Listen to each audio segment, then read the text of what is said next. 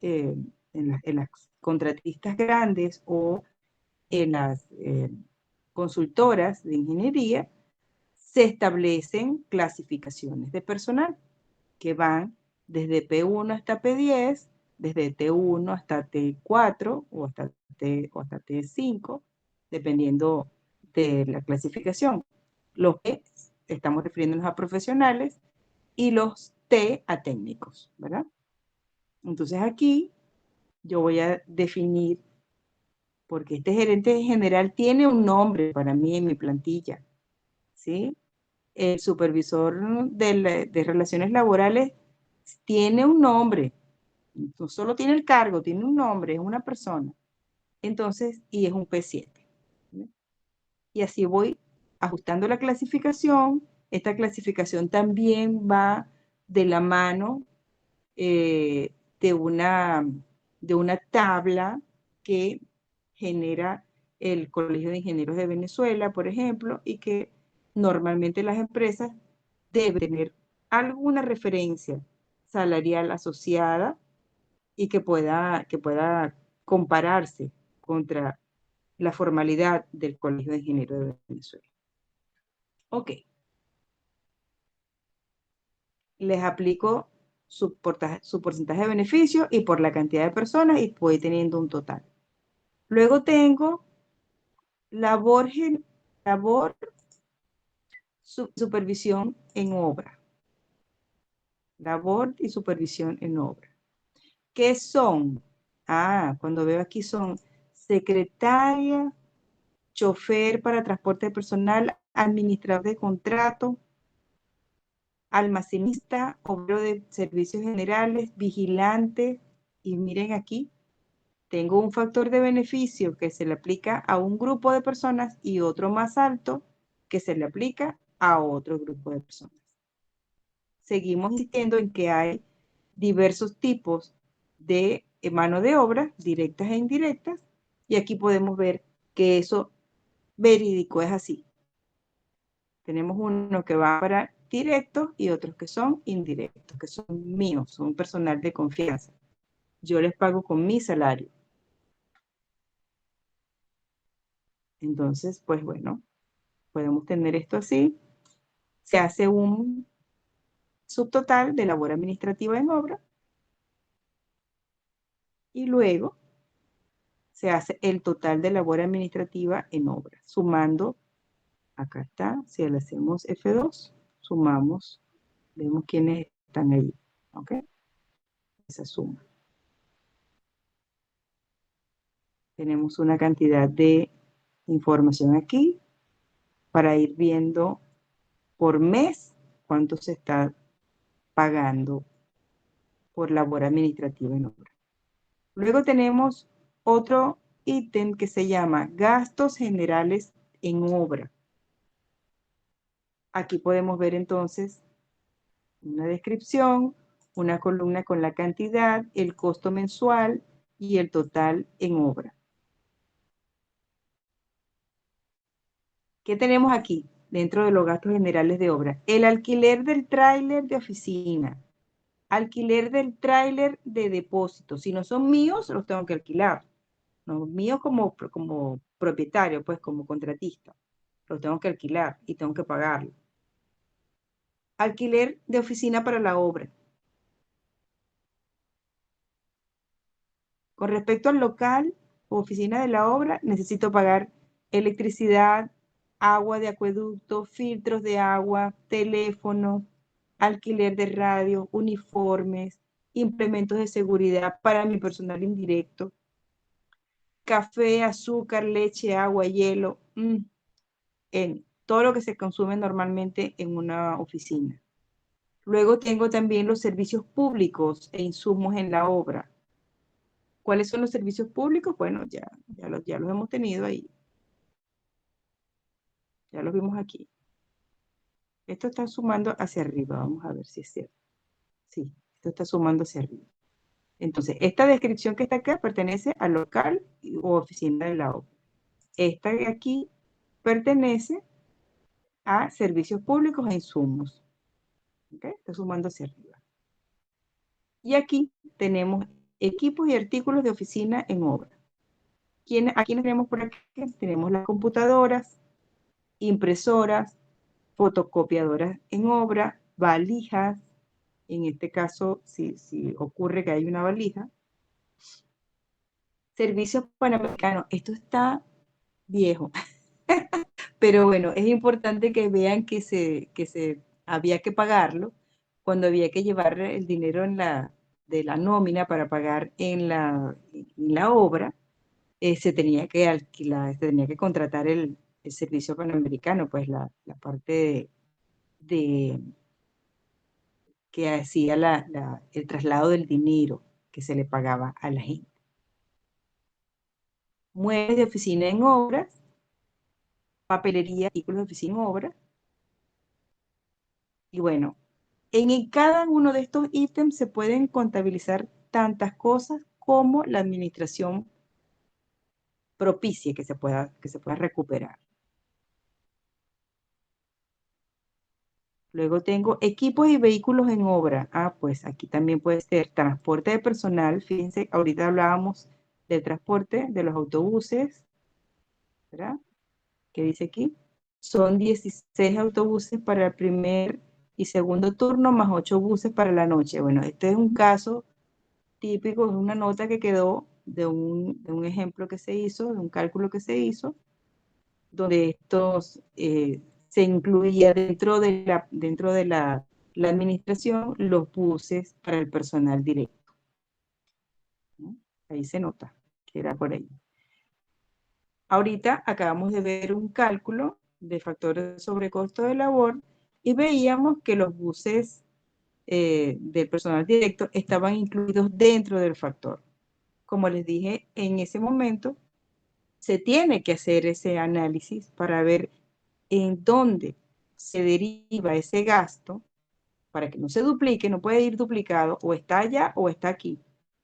Pero generalmente se hace un estudio. Aquí en este caso se dan cuenta, como ejemplo, que los autobuses del personal directo están incluidos en la administración.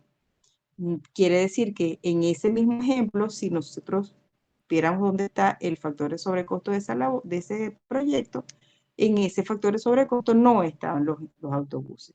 Miren aquí, dentro de lo que significa este renglón, cuánto pesa los autobuses. Vamos a sacarlo rápidamente. Esto entre el total, ¿verdad? Fijo. Y en porcentaje. 69% solamente los autobuses. Si yo saco lo demás, voy a obtener esto. Si suma 78, me está faltando alguien aquí. Entonces, ¿se dan cuenta de esto? 69% pesa el transporte. Es un número considerable, es un número que no se puede despreciar y que tenemos que poder entonces validar dónde lo descargamos de la mejor manera, ¿no? Ese número, porque indudablemente hay que pagarlo. Entonces, pues, hay que tener la consideración. Se pueden hacer las corridas, se pueden colocar en el factor de sobrecosto y ver qué tanto impacta sobre la labor, o meterlos directamente en la administración. Realmente, que esté en un lado o en otro, eh, es más que trabajo de estimación de costos. Es parte del know-how de la empresa, poder decidir dónde va a estar ese gasto, dónde se va a diluir ese gasto. Este es un muy buen ejemplo para que ustedes vean esa distinción, esa diferencia entre colocarlo en factores sobre costo y colocarlo en administración. Tenemos el transporte de personal entonces, los autobuses. El transporte de personal, estamos hablando de las vans, el personal indirecto. Los autobuses, estamos hablando de personal directo. El camión 350, bueno, 2 camioncitos 350 que pueden ser para muchas cosas. Pueden ser para el almacén, pueden ser para servicios generales, para muchas cosas. Ambulancias también. Se necesitan ambulancias, pues hay que colocarlas allí.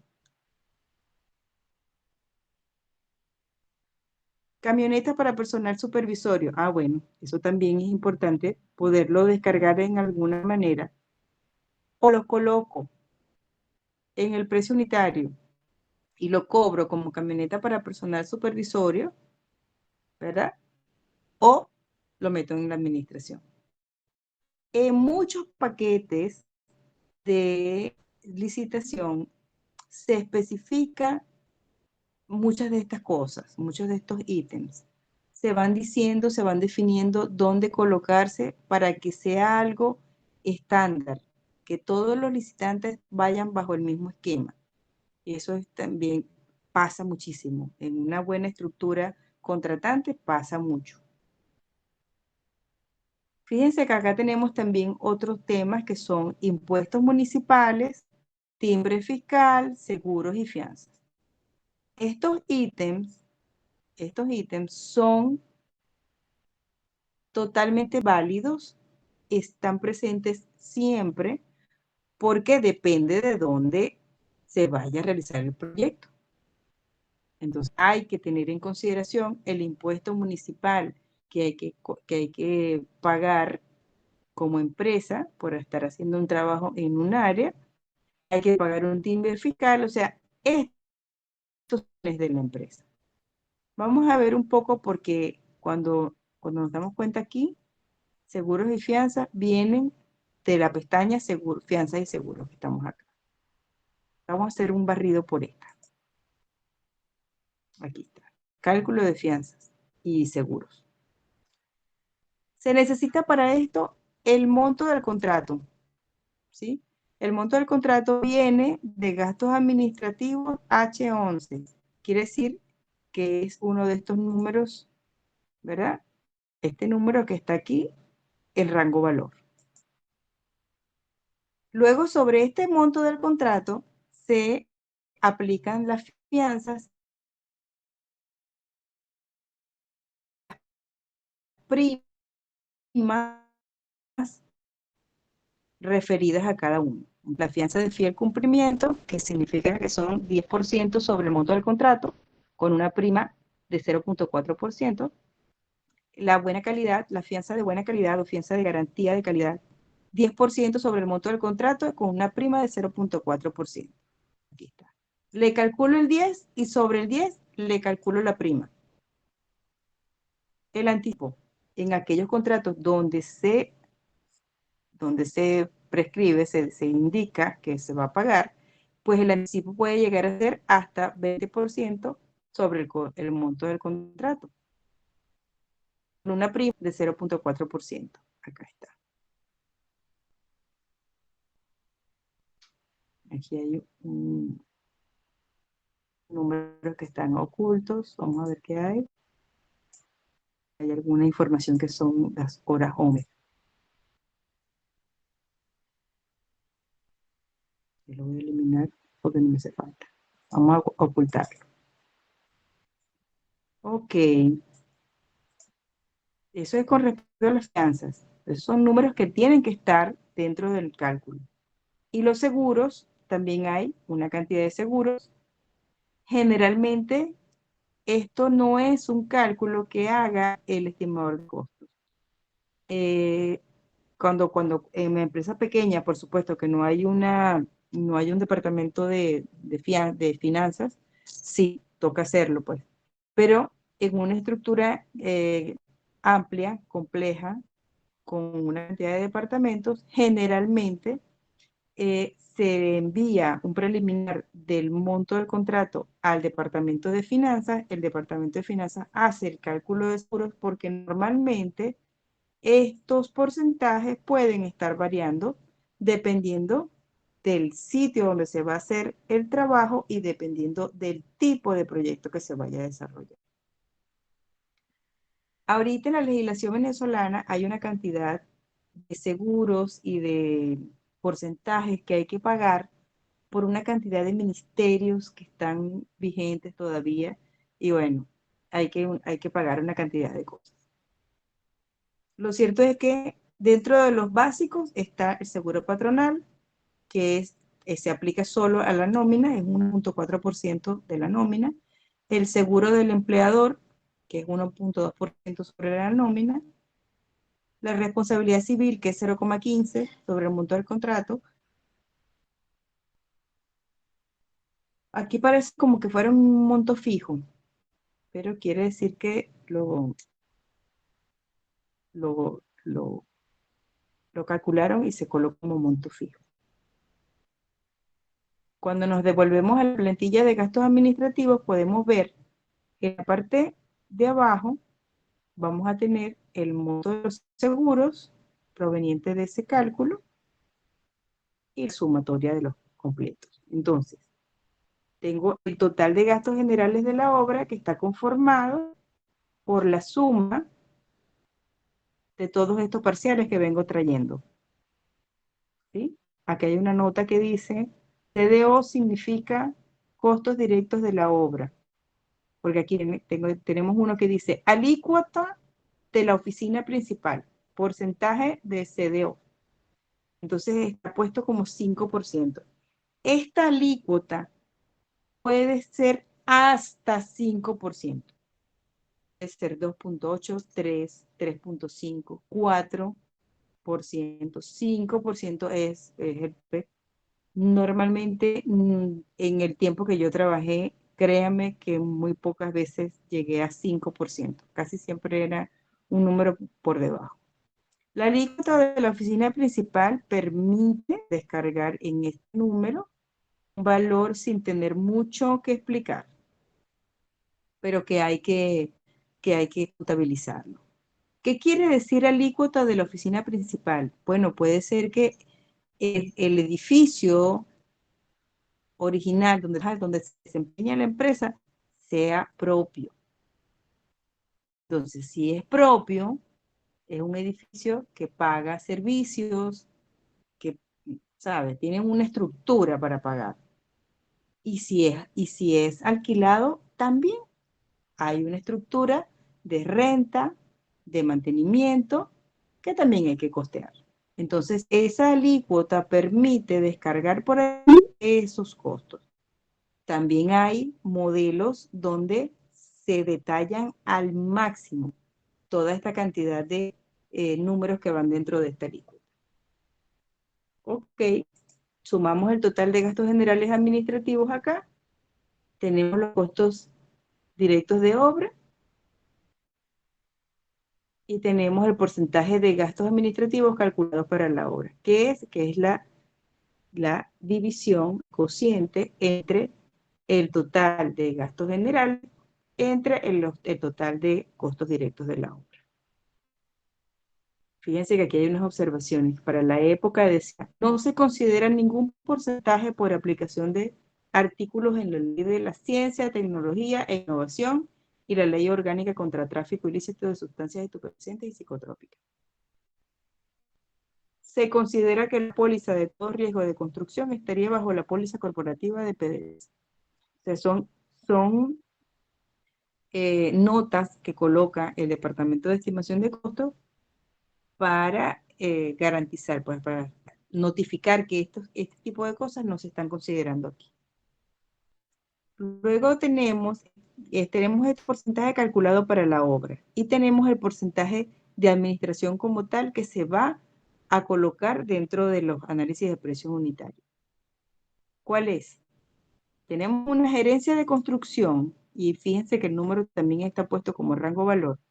Tenemos unos costos directos asociados a esa gerencia de construcción y el porcentaje a sumar. ¿Cuál es? La división entre la gerencia de construcción y los costos directos. Y aquí sumo los 18 que me dieron aquí adelante con... Y ahora sí no veo la presentación.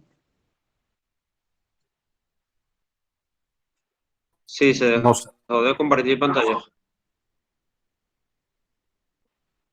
Ok, ya va. Déjenme ver qué pasó aquí.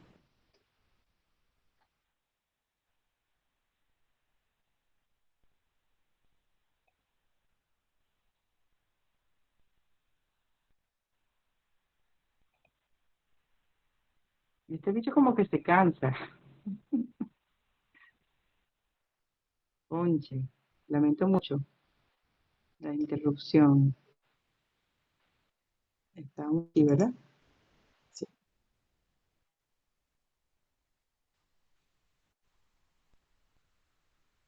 ¿Me ven? No. Ahora sí, se ve todo perfecto.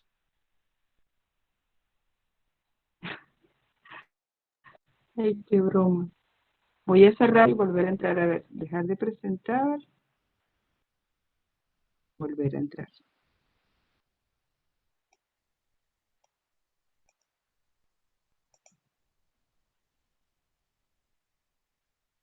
Estás mostrando, me dice, estás mostrando tu pantalla. Ajá. Y cuando Se ve perfecto. pongo Ajá. la hoja de cálculo sí se ve, ahora sí. Sí, sí. Ok, perfecto. Sigamos entonces. Antes que le dé la chiriorca. Vamos a ver. Bueno, venimos hablando de que tenemos una gerencia de construcción, unos costos directos y un porcentaje a sumarle a estos 18 que nos dio por aquí arriba, para que finalmente podamos tener una administración de 25%. Les decía hace ratico que esto puede ser tan detallado como querramos, ya lo vamos a ver. Vamos a ver que puede ser tan detallado como querramos. Tenemos algo menos detallado, pero que implica lo mismo. Esto es una plantilla. También pueden rellenarla y poder descargar allí lo que ustedes consideren que deben incluirse como gasto de administración, teniendo una estructura de costo directo donde hay materiales consumibles, materiales de instalación, equipos de construcción, labor directa, y podemos tener en los gastos administrativos, ¿verdad? Otra vez personal indirecto, oficina principal, ¿eh? Vamos a ponerlo un poquito más alto para que lo podamos leer. Fíjense bien. En esta parte que son costos directos, materiales, equipos de construcción y labor directa, viene del cálculo que yo hice de los análisis de precios unitarios. ¿Ok? Cuando estoy utilizando, tanto si lo haga en Excel como si lo haga en un sistema, voy a poder tener un resumen de donde puedo sacar esta información y colocarla aquí en rango valor. Casi siempre, ¿ve? Aquí dice, montos que se colocan en rango valor. ¿Por qué es eso? Por lo que habíamos hablado, que la administración se recalcula sobre sí misma. Y cuando estoy hablando de los gastos administrativos, se dan cuenta que aquí puedo abrir tanto como yo quisiera y puedo meter tanto personal como quisiera o como tenga. Entonces, tengo personal indirecto y aquí voy a poder conseguir gerentes, subgerentes, supervisores, planificadores, coordinador de inspecciones, o de coordinador de inspector, perdón, control de obra, administrador, calidad, recursos humanos, mantenimiento de equipos, almacenista o servicios generales, paramédico, alojamiento y comida. O sea, yo puedo tener una estructura bien definida de lo que son mis personal indirectos para colocarlo de esta manera. Tengo el factor de prestaciones con la ley de trabajo de mi personal indirecto. Tengo la oficina principal y aquí están otras consideraciones para los gastos de oficina principal. Miren, tenemos esto por porcentaje. En el anterior no lo teníamos por porcentaje, lo teníamos calculado sobre la base anual. Aquí tenemos entonces oficina principal, 0,25%, nómina ejecutiva de la oficina principal, 0,19%, elaboración de nómina, 0,31%, nómina ejecutiva, almacén y talleres en Barcelona, unos celulares y otros, equipos, copiadoras y computadoras, promoción y ventas, mantenimiento y servicios, manejo bancario, asesoría legal y laboral. O sea, aquí hay toda la estructura que me permite a mí trabajar, funcionar como empresa, yo la puedo meter aquí y recuperar algo de eso dentro de los costos de ese proyecto que estoy ejecutando. Aquí tenemos también la fianza y acá entonces la fianza de fiel cumplimiento, 15% del monto del contrato por 1.5%, o sea, este 1.5% viene siendo la prima en este ejemplo. El laboral, las fianzas y pólizas laborales, 10% del monto de la labor por 1.5%, que es la prima que tengo que pagar. RCE y vehículos, responsabilidad civil, ¿verdad? Seguro patronal. Y aquí tenemos otras cosas que también son importantes, los financiamientos, en caso que se dé. Tenemos financiamiento de materiales, financiamiento de equipo, financiamiento de labor directa, financiamiento de labor indirecta. Tengo una TAP que tengo que pagar por ese financiamiento y un total. El impuesto municipal depende de la zona donde vaya a generarse el proyecto. Estos son tablas que existen a nivel de gobernaciones, alcaldías, dependiendo de la zona del país donde se vaya a hacer el trabajo, pues se busca en esa tabla cuál es el impuesto municipal que le ampara a ese lugar donde va a ejecutar el proyecto y ese es el número que tenemos que tomar en cuenta. Transporte de personal indirecto y vehículo. Se coloca también por aquí. Otros, ¿quiénes están en este otros? Vigilancia, servicios generales, ambulancias. Utilidad e imprevistos del proyecto. Bueno, este es el tema que nos falta, que son estos 15% que están colocados aquí. ¿Ok? Y el total de la oferta, por supuesto, va acá abajo. ¿Por qué? Porque tenemos, esto es un resumen que se tiene que presentar. Esto es parte de los entregables que solicita el cliente cuando una contratista está ofertando. Acá tenemos el monto total de la oferta y fíjense que aquí hay un cuadrito en amarillo que dice monto preliminar del contrato en rango valor. ¿Por qué? Porque tenemos que hacer 2 o 3 cálculos, 2 o 3 iteraciones y ver que el número del porcentaje de administración tiende a ese porcentaje y se mantiene. Ok, vamos a ver otra plantilla. Esta plantilla también se las envié hoy por correo. Tenemos una constructora ejemplo. Constructora 2023, un ejemplo. Cálculo de costos indirectos de administración central. Y aquí nos vamos a poder dar cuenta de algo.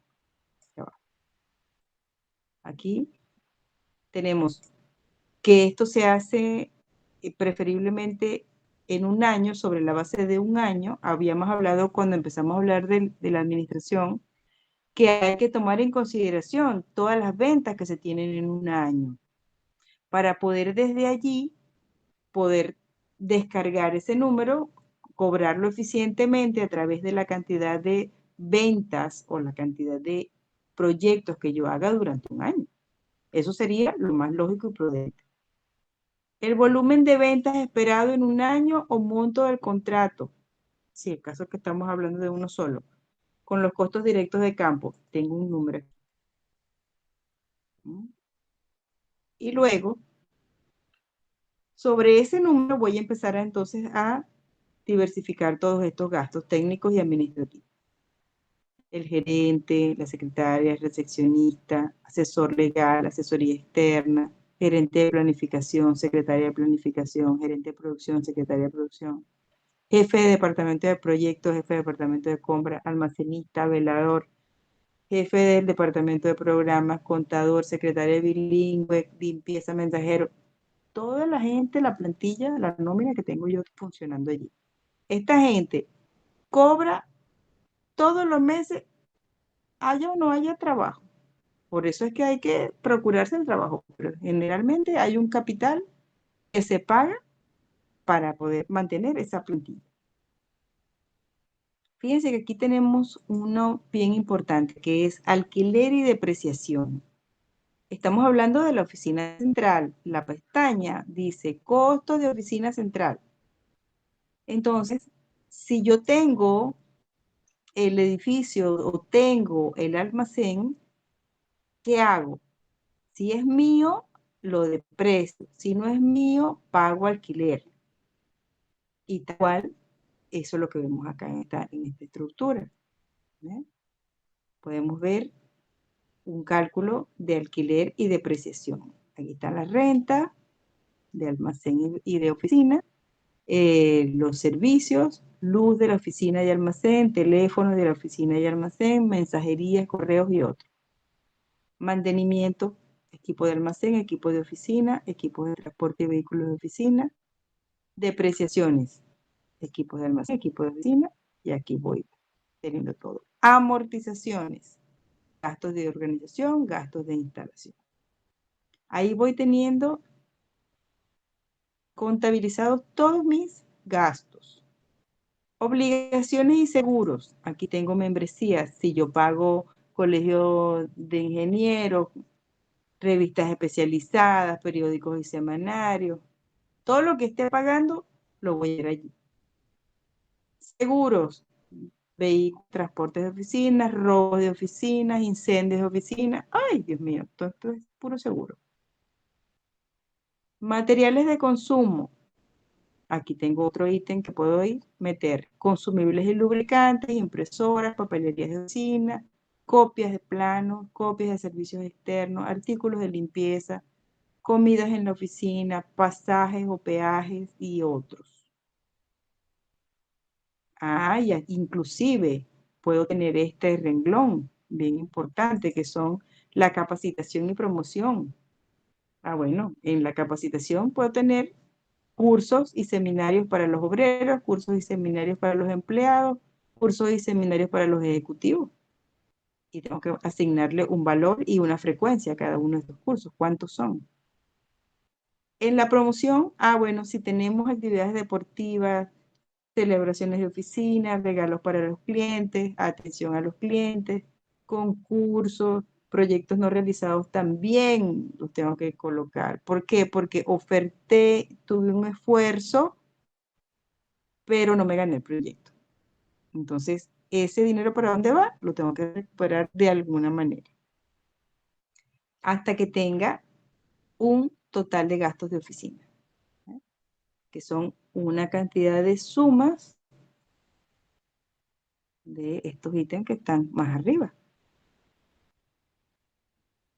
¿Se dan cuenta? Pues bueno, esta es una estructura que se las envié para que les quede como ejemplo. Esto es los costos indirectos de obra. Es lo mismo. Prácticamente se hace lo mismo que con la oficina central, pero en obra.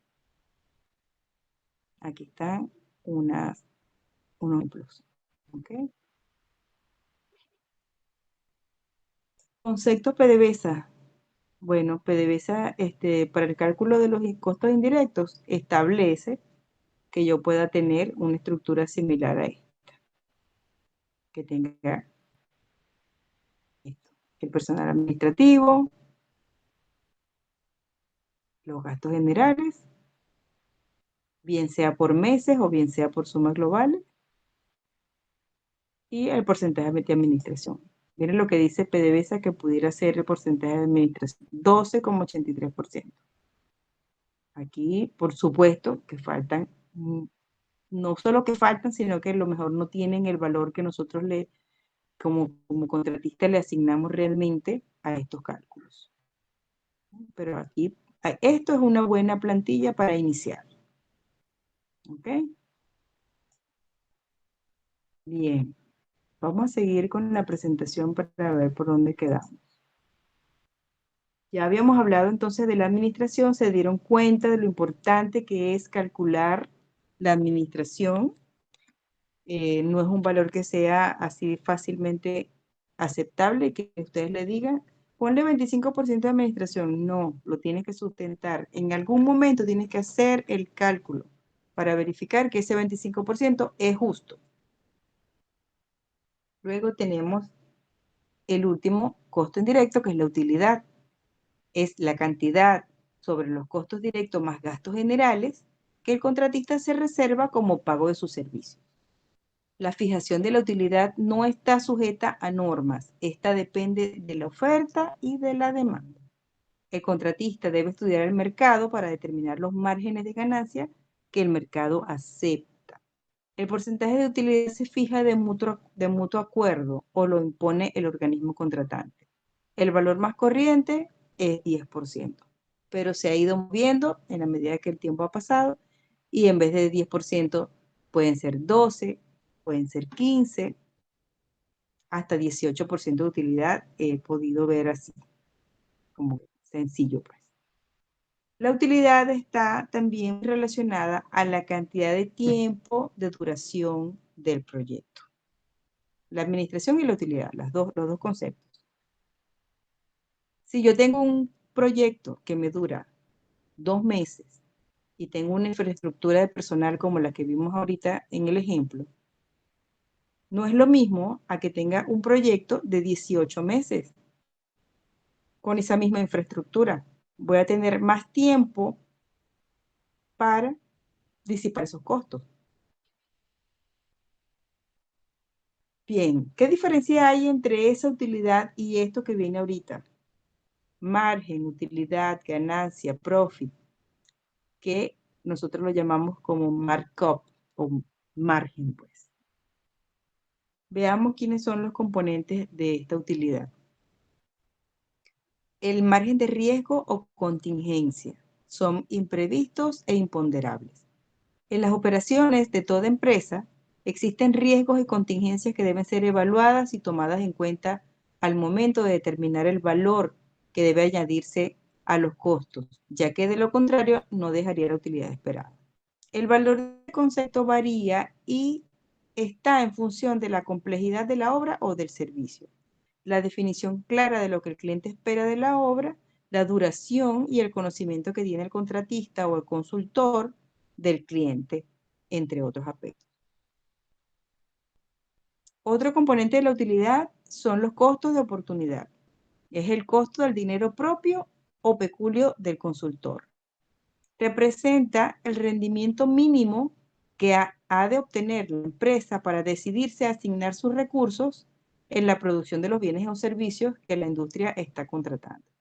Cuando el empresario invierte su dinero en determinada obra o servicio para la industria, está dejando de invertir ese dinero en otras alternativas comparables, lo que representa un costo. Ay, otra vez.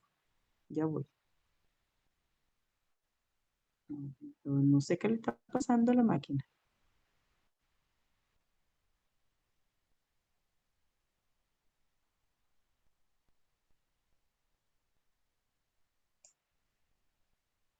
Ah, se perdió la conexión de red. Ya voy.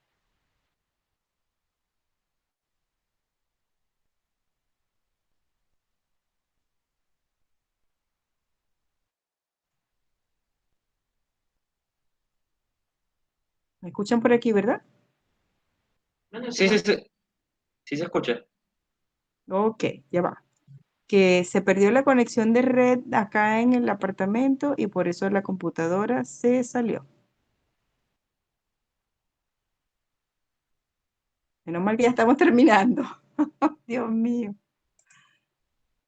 Voy a cerrar y volver a entrar. A ver. Un segundo, por favor.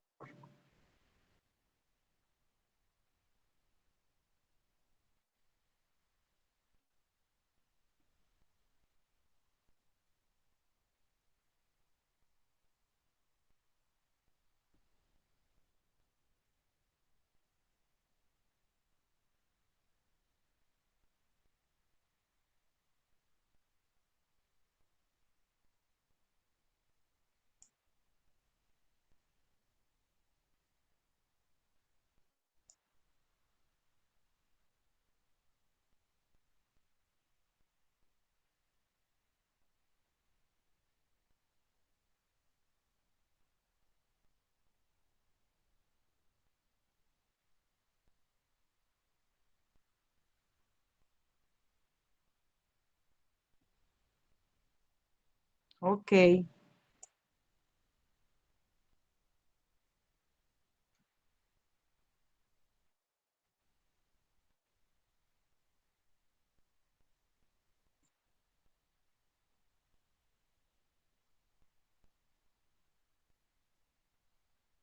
volví.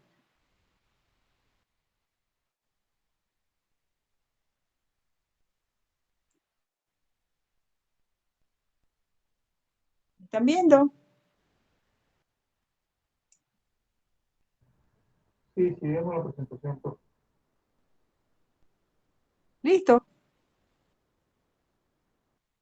Ok. Yo creo Sí, que sí ahora se sí me ve. están viendo. Perfecto. Bueno, seguimos. Estamos hablando de los componentes de la utilidad y quedamos en los costos de oportunidad. Ajá. Cuando estamos leyendo todo este texto, debemos pensar en esto.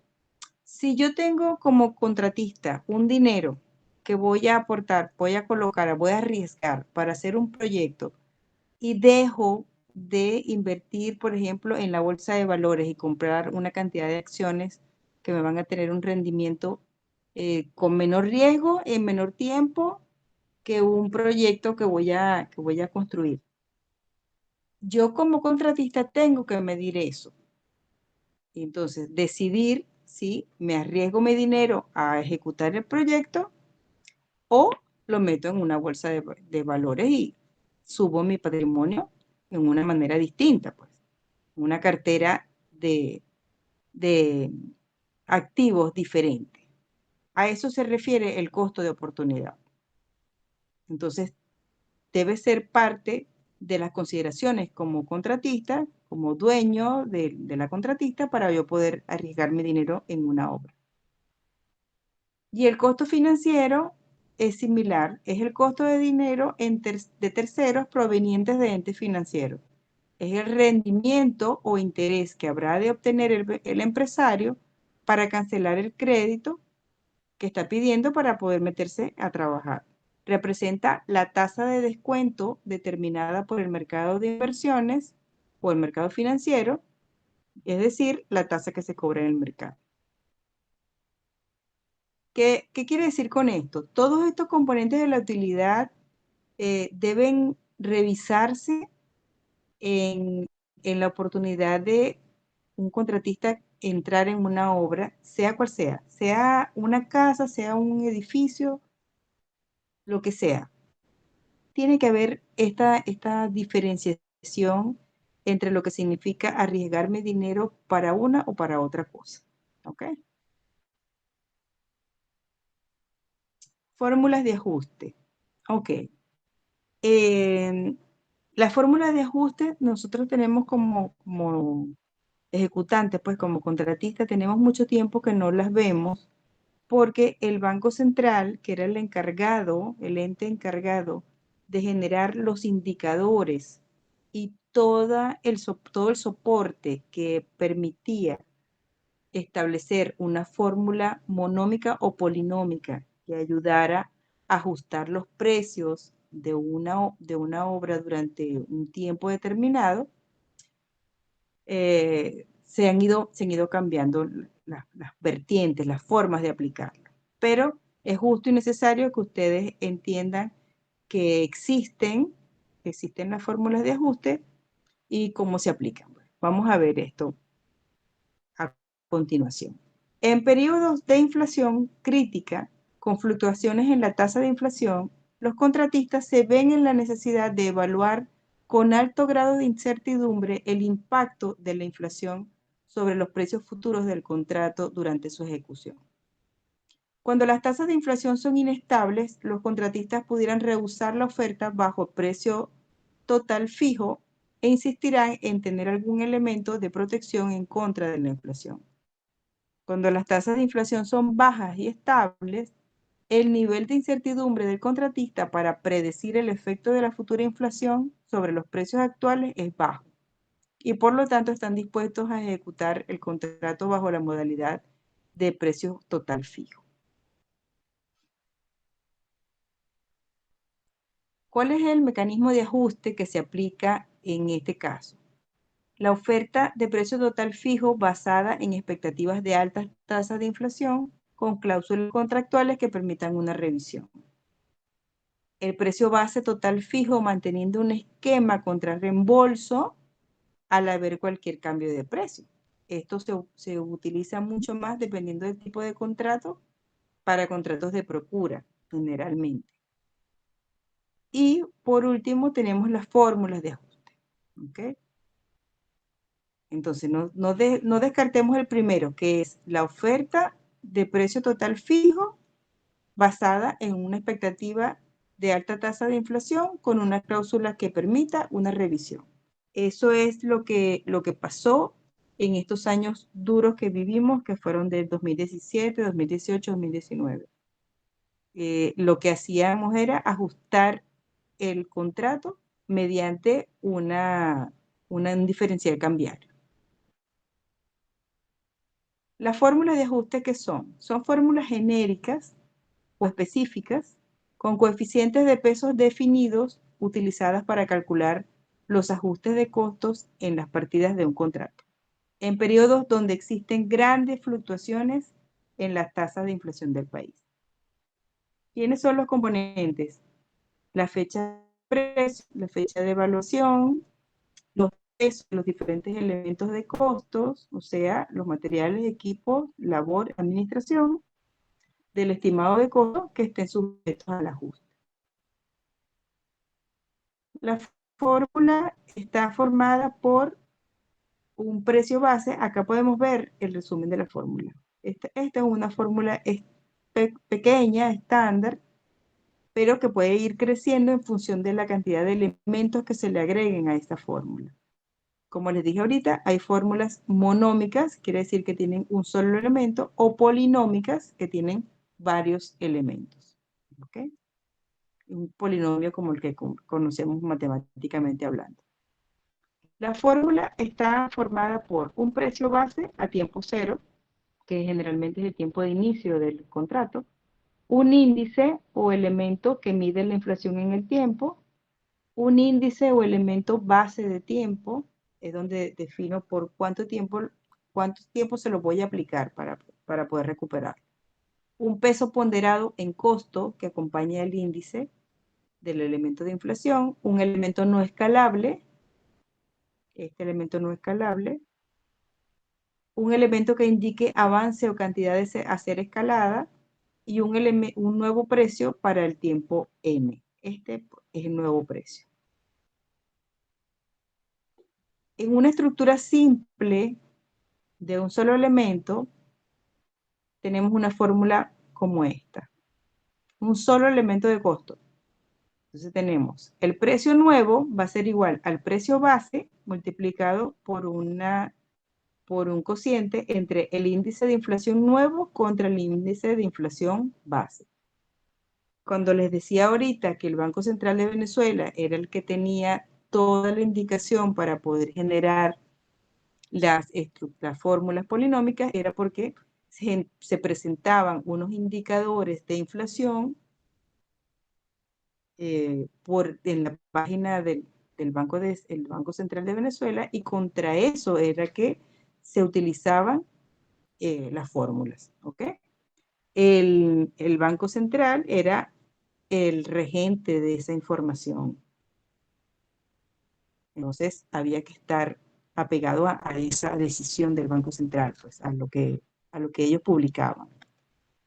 Para un monto que presenta varios elementos de costo, pero para el cual existe un índice que los agrupa a todos, también se hace. El precio nuevo es el precio base, o sea, el precio donde arrancó el contrato, por un cociente entre el costo total entre el costo base. Aquí vamos viendo por elementos. Aquí ya empezamos a ver concreto, acero, madera, entonces aquí no es concreto, esto debía haber dicho PN madera, porque el P0 madera es el que está acá. Entonces esto es un esquema, por ejemplo, para hacer una fundación. Concreto, acero, madera para entrar y la poder hacer los fondos. Todos estos indicadores los genera el Banco Central de Venezuela por regiones y por naciones. En una estructura compleja, entonces íbamos teniendo otra cantidad de elementos, ¿verdad? El precio nuevo era igual al precio base por un indicador de concreto en un tiempo n con un indicador de concreto en el tiempo 0 y así sucesivamente. Más un elemento no escalable que siempre está. Representa el valor total de varios elementos de costos. Esto que está acá. Cuando no se tiene un índice que agrupe en la proporción adecuada a todos los elementos. Bueno, esto estaba bastante cuando se aplicaba. Estamos hablando de antes del 2015, que el Banco Central se tomaba toda la delicadeza de hacer todas sus previsiones, hacer toda su contabilidad, hacer todas sus investigaciones para poder traernos a nosotros venezolanos. Desde el 2015 en adelante dejó de hacerse estos estudios por todas las políticas que se tomaron a nivel gubernamental. ¿Cuáles son los criterios a considerar cuando se hace una fórmula de ajuste?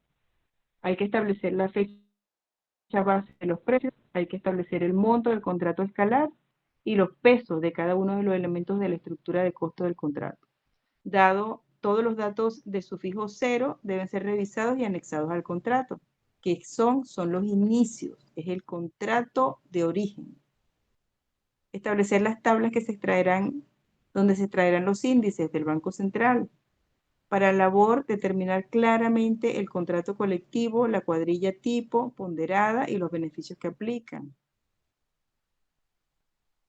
Entonces, se dan cuenta ustedes que las fórmulas de ajuste era un criterio bastante sano, sobre todo en PDVSA se aplicaban cuando los contratos llegaban a un año y un poquito más, o sea, cuando superaban el año. Entonces, cuando superaban el año, todos los administradores de contrato estaban pendientes de poder aplicar la fórmula polinómica que se había aprobado ya cuando se abría la oferta, ¿eh? Entonces, no era una cosa que iba a ocurrir post-mortem, no. Eso era todo en el momento del otorgamiento del contrato. Bueno, chicos, como ven ahorita, estamos acabando de terminar el curso. Terminamos faltando un minuto para las 10 de la noche. Miren, yo espero que el curso les haya rendido en algo. Yo estoy a la orden por mi correo electrónico. Tienen mi celular, por favor guárdenlo, cualquier consulta. Estoy a la orden, créanme que con gusto pues los apoyaré, los ayudaré si tienen alguna duda en la que podamos solventar, ¿ok? David es el que está en potestad de decir cuánto tiempo va a durar el grupo que está abierto en WhatsApp a propósito de este taller, pero bueno, vamos a estar allí, vamos a estar en línea, ¿ok? A la persona que me escribió aparte en el correo, respecto a los correos, con gusto les estaré enviando la información, no se preocupe. Todos los correos enviados se los voy a reenviar. Bueno, que tengan muy buenas noches. Muchas gracias por asistir, muchas gracias por escuchar. Espero que el material les sea de bien y lo puedan utilizar sanamente. Chao, buenas noches.